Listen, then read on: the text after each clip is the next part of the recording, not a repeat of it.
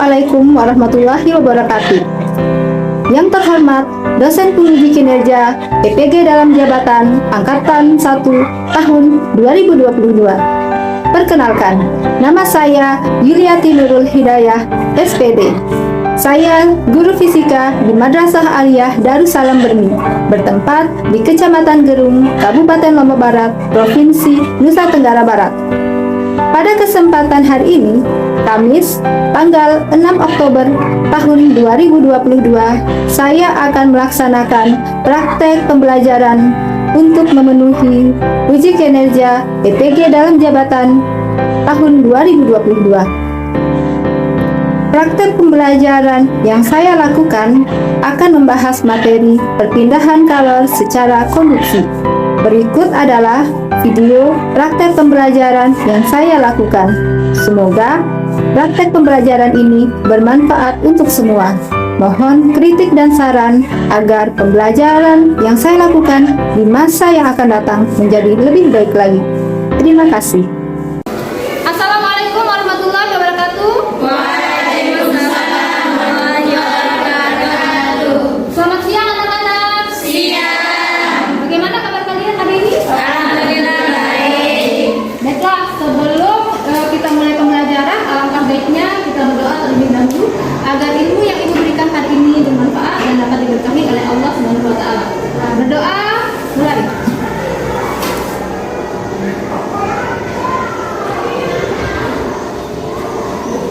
Berdoa selesai. Kota kelas, siapa yang tidak masuk hari ini? Bisa Briani. Keterangan? Saya sakit. Baiklah, sebelum ibu mulai pembelajaran, ibu punya apa ini? Lilin. Ya, jadi udah nyala lilinnya ya. Di sini kemudian ada paku. Jadi ibu minta tolong satu orang, silakan. Maju ke depan. Ya. Yang menghadap temannya ya. Sekarang pegang pakunya, kemudian ya bakar ya. Jadi nanti ujung pakunya yang apa namanya dibakar di sini ya. Jadi nanti api ini menghasilkan kalor ya. Ya, apa yang akan terjadi?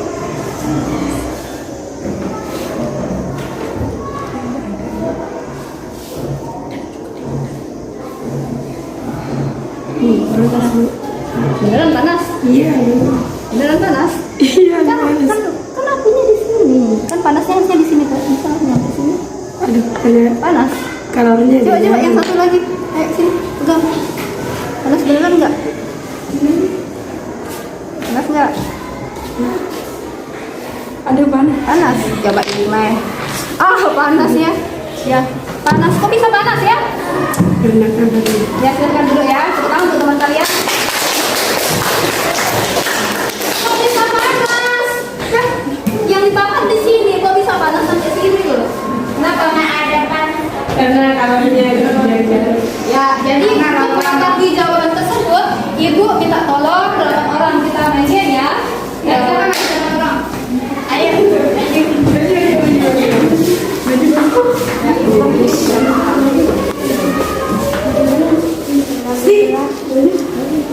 Berapa ya? 8 orang.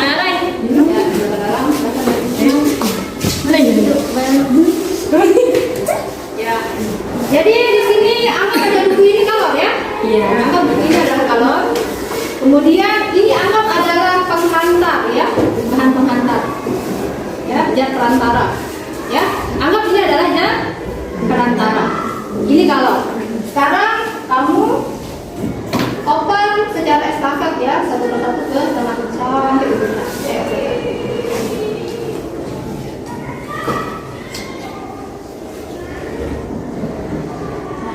Ya, bisa dilihat?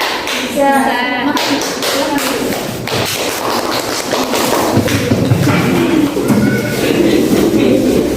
Kalian sudah memperhatikan teman kalian tadi? Ya. Jadi perpindahan buku. Kalian bayangkan buku ya. Buku itu adalah kalor. Kita bayangkan buku itu adalah kalor. Kemudian teman kalian tadi itu adalah perantara. Ya, zat perantara.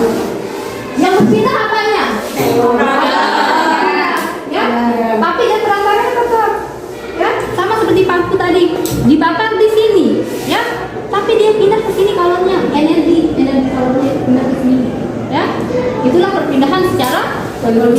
Tapi sebelumnya apa dulu kalor? Ya, kalau itu adalah bentuk energi, ya, yang berpindah dari suhu tinggi ke suhu rendah.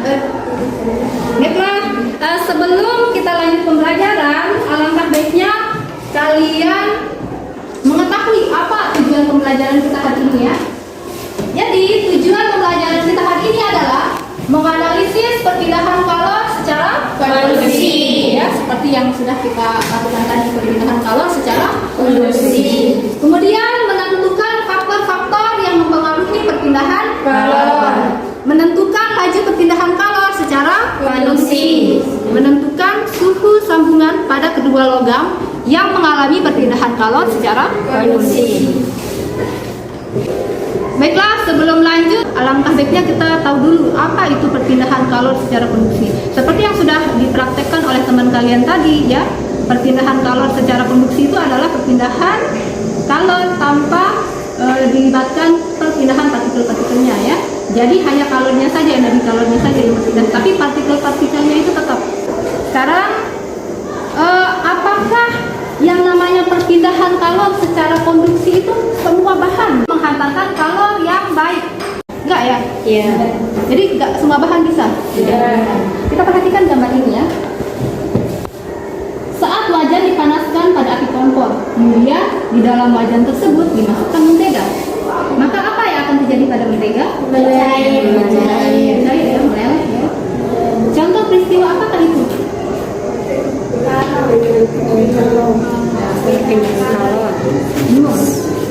Mengapa wajan menggunakan bahan dari logam?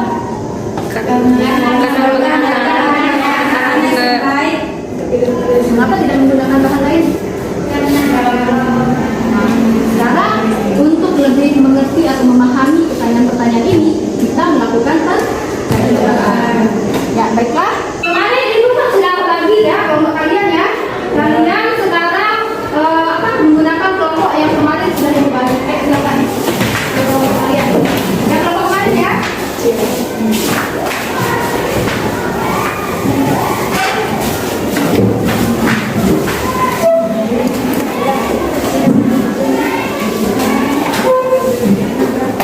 Kemudian setiap kelompok silakan maju ke depan untuk mengambil LKPD. Silakan ambil LKPD ya. Ambil satu-satu. Setiap kelompok satu ya, LKPD.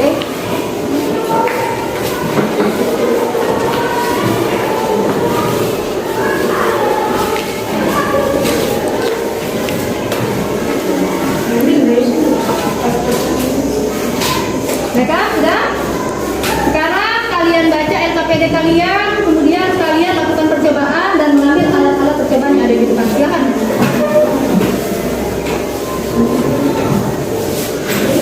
Silakan perwakilan setiap kelompok mengambil alat-alat percobaannya.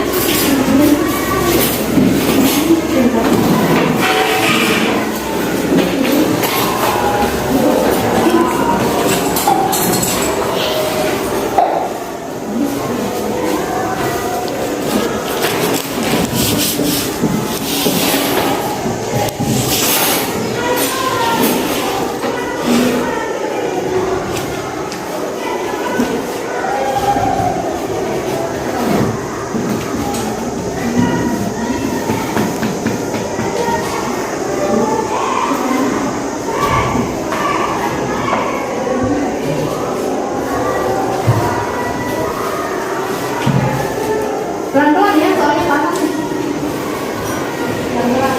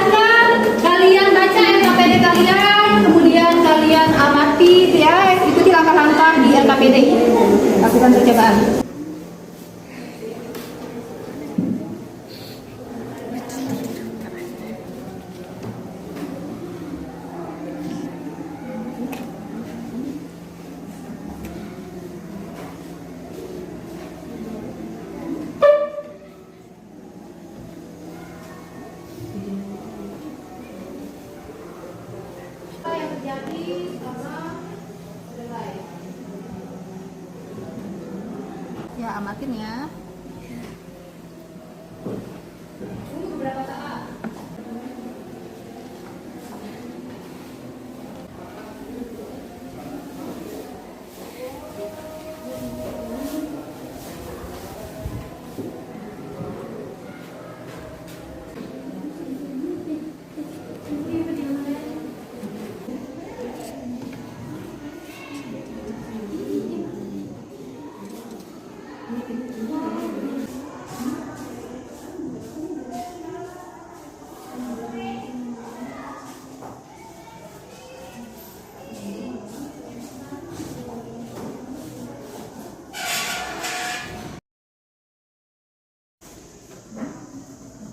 Iya dah.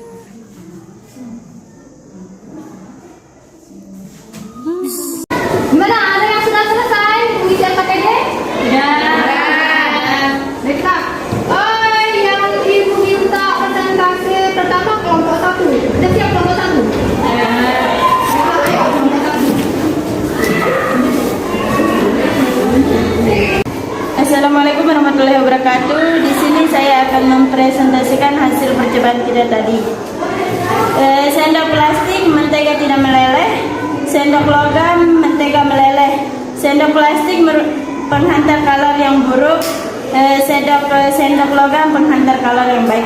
Baiklah, terima kasih untuk kelompok 1. Sekarang kita lanjut ke kelompok 2. Silakan, mana kelompok 2? Presentasikan hasilnya ya, kelompok 2.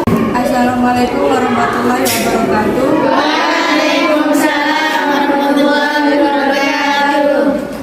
Di sini saya akan mempresentasikan hasil percobaan yang sudah kita lihat sama-sama tadi. Dan hasilnya yang terjadi pada kedelai yang ada di sendok logam itu jatuh. 2.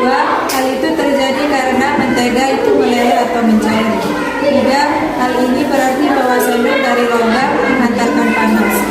Sedangkan pada kedelai yang ada di sendok plastik tidak berupa panas.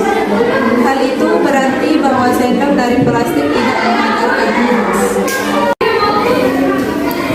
Assalamualaikum warahmatullahi wabarakatuh. Panas atau kalor dapat merambat melalui logam. Peristiwa perpindahan panas atau kalor melalui perantara zat pada terhadap disebut konduksi. Sendok yang terbuat dari logam merupakan contoh dari konduktor. Terima kasih ya. Sekarang untuk kelompok 4. Baiklah, assalamualaikum warahmatullahi wabarakatuh. Baiklah, di sini saya akan mempresentasikan hasil percobaan perpindahan kalor secara konduksi. Di depan kita di sini ada 2 sendok plastik dan sendok logam. Di atas sendok terdapat margarin dan di atasnya dapat kedelai. Kesimpulannya, untuk membuat kesimpulan, panas atau kalor dapat merambat melalui logam. Peristiwa perpindahan panas atau kalor melalui perantara zat padat disebut konduksi. Sendok logam merupakan konduktor. Baiklah, hanya itu yang dapat saya sampaikan. Assalamualaikum warahmatullahi wabarakatuh. Baiklah, terima kasih kelompok 4. Sekarang coba kalian lihat LKPD-nya. Bagian paling bawah itu menganalisis dan mengevaluasi. Sudah? Silakan perhatikan contoh soal dan kabinet soal pada bahan ajar perpindahan kalor secara konduksi. Sebelum mendengarkan Ibu menjelaskan contoh soal, Ibu akan menjelaskan terlebih dahulu tentang laju konduksi palu detik ya. Silakan perhatikan LCD-nya, LCD di depan.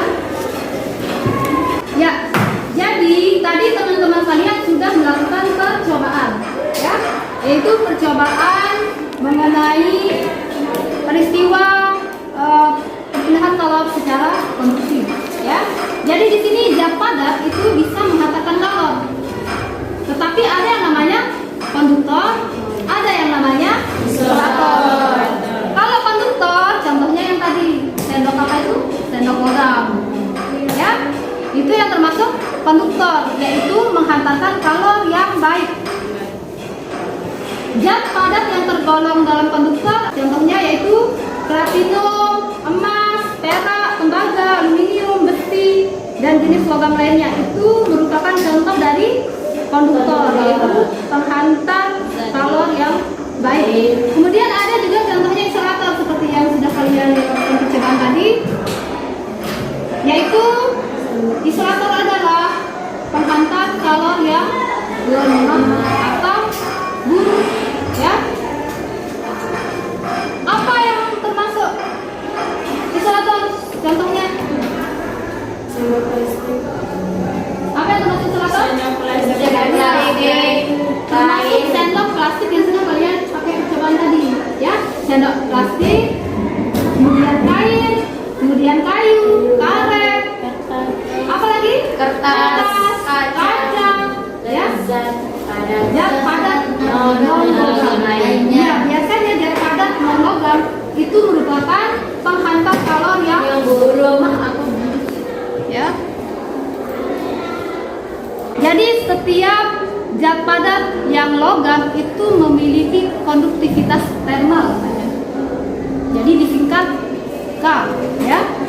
Merupakan konstanta yang menyatakan kemampuan bahan menghantarkan kalor. Jadi setiap logam itu berbeda-beda konduktivitas thermalnya, maksudnya kemampuan dia menghantarkan kalor itu berbeda-beda. Ya. Jadi di sini ada data tentang perbedaan konduktivitas thermal, ya. Jadi perak itu 429. Kalau kita lihat data di sini ada yang 429, ada yang 401, 237. 150, 9,7. Jadi di sini kalau dia nilainya besar, kemampuan dia menghantarkan kalor itu besar. Itu maksudnya, ya. Jadi kalau 429 berarti perak itu lebih besar lagi dari tembaga untuk kemampuan menghantarkan kalor. Kemudian aluminium 237. Berarti lebih besar tembaga, kan? Konduktivitas kemampuan dia menghantarkan kalor itu lebih besar, ya. Begitupun seterusnya. Kemudian di sini ketika benda tadi mengalami perpindahan kalor, itu ada rumusnya, ya, ada laju perpindahan kalor setiap detiknya. Jadi untuk rumus laju perpindahan kalor setiap detiknya, konduktivitas dikali luas dikali perbedaan suhu dibagi panjang atau tebal, ya. Jadi di sini kalau kita lihat dari rumus konduktivitas A kali delta T L, kalau kita lihat hubungannya berarti untuk luas itu berbanding lurus sama laju perpindahan kalor, ya. Dia berbanding lurus sama suhu. Apa maksudnya berbanding lurus? Kalau A-nya besar nilainya, berarti hanya juga besar, berbanding lurus. Kalau delta T-nya besar, berarti hanya besar. Kemudian dia berbanding terbalik dengan panjang atau tebal, ya. Kalau seandainya panjangnya itu kecil, maka hanya besar. Itu namanya berbanding terbalik. Baiklah, kita lanjut, ya. Ada pertanyaan dari rumus ini? Kemudian jika ada dua logam yang disambung, ya, jadi di sini tadi itu kita membicarakan tentang satu logam. Jadi nanti di sini ada dua logam yang dihubungkan menjadi satu. Kalau dua logam dihubungkan menjadi satu, maka dia memiliki nilai H yang sama. H1 sama dengan H2, ya. Kemudian Q1 per T1 sama dengan Q2 per T2. Kemudian Q1A1 delta T1 per L1 sama dengan K2 A2 delta T2 per L2, ya. Jadi dia akan memiliki nilai laju konduksi yang sama, ya. Untuk lebih jelasnya tentang ini, tentang rumus-rumus ini, kalian akan lebih paham kalau kalian mengerjakan soal, ya. Jadi di sini ada soal nomor 1, contoh soal bisa kalian lihat di depan di layar, ya. Ini ada lempengan tembaga mempunyai luas penampang 25 cm kuadrat. Kemudian dia memiliki panjang 55 cm, ya. Kemudian jika perkembangan Celcius. Dan konduktivitas logam dari tembaga adalah 0,6 watt meter Kelvin ya, watt per meter Kelvin. Berapa lagi perpindahan kalornya? Ini kan sudah tadi Ibu berikan rumusnya ya untuk laju perpindahan kalor itu, yaitu H atau Q per T sama dengan K kali A kali delta T per R ya. Nah, sekarang kita lihat nilai K-nya berapa, nilai A-nya berapa, nilai delta T-nya berapa, kemudian nilai R-nya berapa, tinggal dimasukkan rumusnya, dimasukkan ke dalam rumus nilai-nilainya, kemudian dapatlah nilai 36 kali 10 pangkat minus 2 Joule per sekon. Nah, ini gampang ya, tinggal masukkan rumus, kemudian dihitung ya. Ada yang mau ditanyakan di bagian ini? Kalau yang ini ada 2 logam di sini ya. Perhatikan gambar berikut. 2 buah logam terbuat dari bahan yang sama. Bahan yang sama. Ingat kata kuncinya adalah bahan yang sama. Kemudian disambungkan, ya. Jika panjang logam P adalah 2 kali panjang logam Q, tentukan suhu pada sambungan antara kedua logam. Jadi di sini kan Ibu sudah jelaskan tadi. Kalau dia ada sambungan berarti nilai hanya sama atau Q per T-nya sama, ya. Nilai hanya sama. Nilai X ini antara 20 sama 120. Ya, makanya 120 dikurangi X karena X ini tidak mungkin lebih dari 120. Pasti kurang kan nilainya, kalau 120 dikurangi 4 pasti kan kurang dari 120 maksudnya.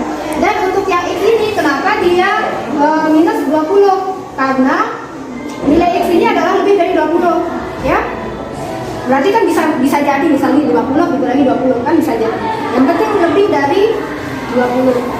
Nah, setelah itu bagaimana kita untuk L-nya ini ya. Kemudian selanjutnya gimana? Kita kali silang ya. Ini L-nya bisa dicoret ya. 120 dikali 1 ya. Ini udah jadi 120 dikurangi X. Kemudian yang ini sama dengan 2X min 40 ya. Kemudian 120 plus 40 sama dengan 2X plus ya. Kita lanjut ke sini aja ya. 120 ditambah 40 sama dengan 2X plus X. Berarti 160 sama dengan 3X. X sama dengan 160 dibagi 3. 160 dibagi 3 berapa? 4. Berarti di sini hasilnya adalah 5,3. Bagaimana contoh soal yang sudah Ibu jelaskan tadi? Ada yang mau ditanyakan? Ada yang mau ditanyakan? Baiklah, sekarang tugas kalian terkelompok, kalian kerjakan latihan yang ada di bahan ajar ya. Di sana ada 2 latihan, kalian silahkan kerjakan. Kemudian nanti perwakilan kelompok untuk menjelaskan jawaban di depan. Baiklah, ada kelompok yang sudah menyelesaikan latihannya? Silakan maju ke depan. Ya, berlanjutkan. Silakan. Ada tangan untuk melanjutkan. Baiklah, di sini saya akan menjawab soal evaluasi. Saya akan membacakan soalnya dulu. Logam P yang ujungnya bersuhu 10 derajat Celcius disambung dengan logam Q yang suhu ujungnya 115 derajat Celcius. Seperti gambar berikut, saya akan menggambarkan.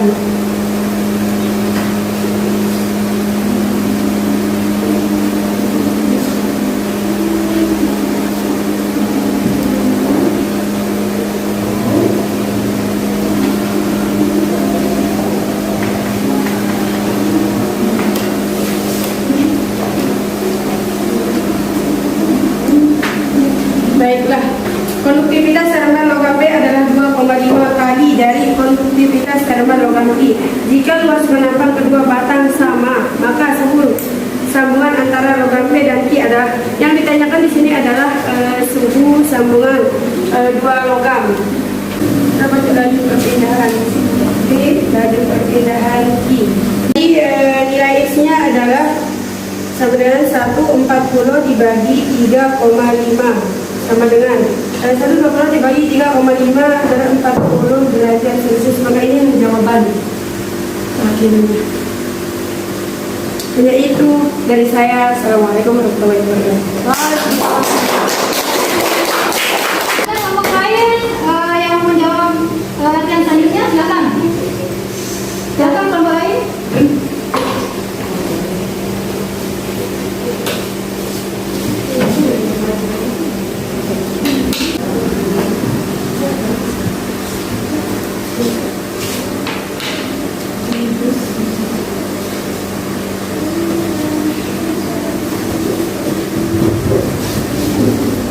Sebuah jendela kaca suatu ruang tingginya 2 meter, lebarnya 1,5 meter dan tebalnya 6 mm. Suhu di permukaan dalam dan permukaan luar kaca masing-masing 27 derajat Celcius dan 37 derajat Celcius. Jika konduktivitas termal sama dengan 80 kali 10 minus 1 minus 1 K minus 1, tentukan jumlah kalor yang mengalir ke dalam ruangan melalui jendela itu setiap skon. Jadi di sini kita akan mencari jumlah kalor yang mengalir ke dalam ruangan melalui jendela. Diketahui konduktivitas termal sama dengan termal sama dengan konduktivitas termalnya, luasnya, selisih suhu dan panjang pada arah kalornya. Jadi kita menggunakan rumus yang ini minus 3. Jadi untuk kita menentukan hasil dari yang ini kita akan menghitung 8 dikali 3 sama dengan 24, karena di sini 10 minus 1 dikali 10 minus 1 dikali 10 bisa dihilangkan.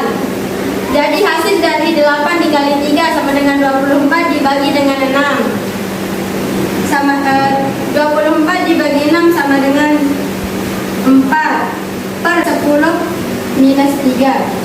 Jadi hasilnya di sini 4 dikali 10 pangkat 3 Joule per skon.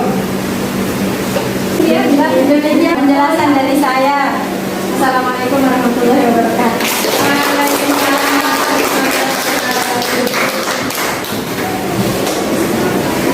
Baiklah, bagaimana jawaban dari temannya? Bagaimana? Semuanya jawabannya sama? Kelompok yang lain? Baiklah, kita sudah sampai di akhir ya. Sekarang kita akan melakukan evaluasi. Jadi kalian tadi sudah latihan soal ya. Berikutnya untuk lebih memahami materi kalian hari ini, maka kalian akan melakukan evaluasi. Silakan rapikan buku kalian, jangan sampai ada buku di atas meja. Rapikan buku kalian. Rapikan buku kalian. Jangan ada buku di atas meja ya. Silakan masuk bukunya semuanya. Tidak ada buku selain lembaran kertas. Jangan. Itu kasih waktu kalian 10 menit ya. Ya. Mengerjakan soal evaluasi. Baiklah, soalnya ada di layar. Silakan perhatikan layarnya untuk melihat soalnya. Kerjakan, jangan kerjasama, jangan nyontek ya. Walaupun kalian berdekatan, tapi ibu bisa memantau kalian. Jadi kalau kalian nyontek, ibu akan coret nilai kalian, oke?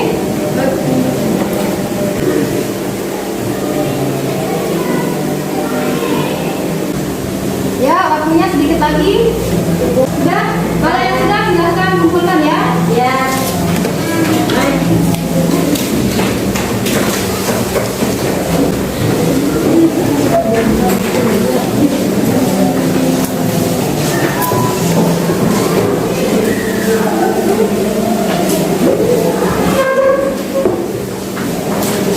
Baiklah, sudah semuanya kumpulkan? Ya.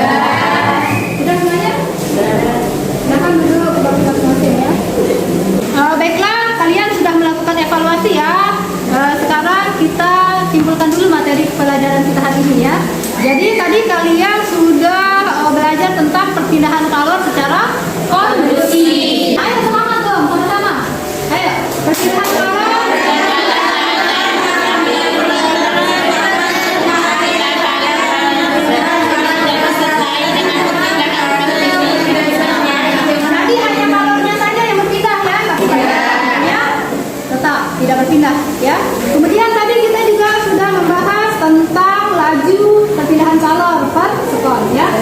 Kemudian kita juga tadi sudah membahas tentang bagaimana jika dua logam itu disambung. Ketika dua logam disambung, maka nilai H1 sama dengan H2 atau laju perpindahan kalor H1 sama dengan laju perpindahan kalor H2. Jadi I1 per T1 sama dengan I2 per T2 atau K1 kali A1 kali delta T1 per L1 sama dengan K2 kali A2 kali delta T2 per L2 ya.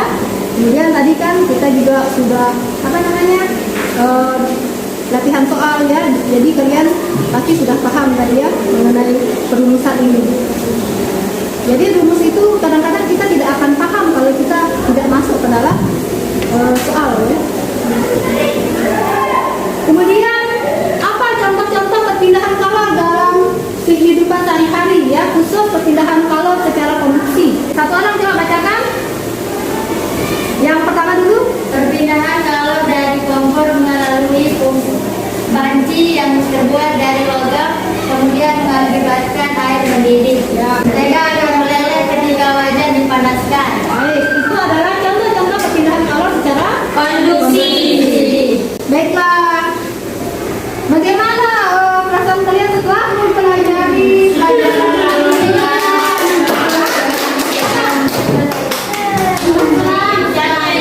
Memang latihan belajar itu melelahkan ya. Ya. Tapi walaupun begitu, Ibu mengucapkan terima kasih ya. Kalian sudah melakukan percobaan, kalian sudah presentasi.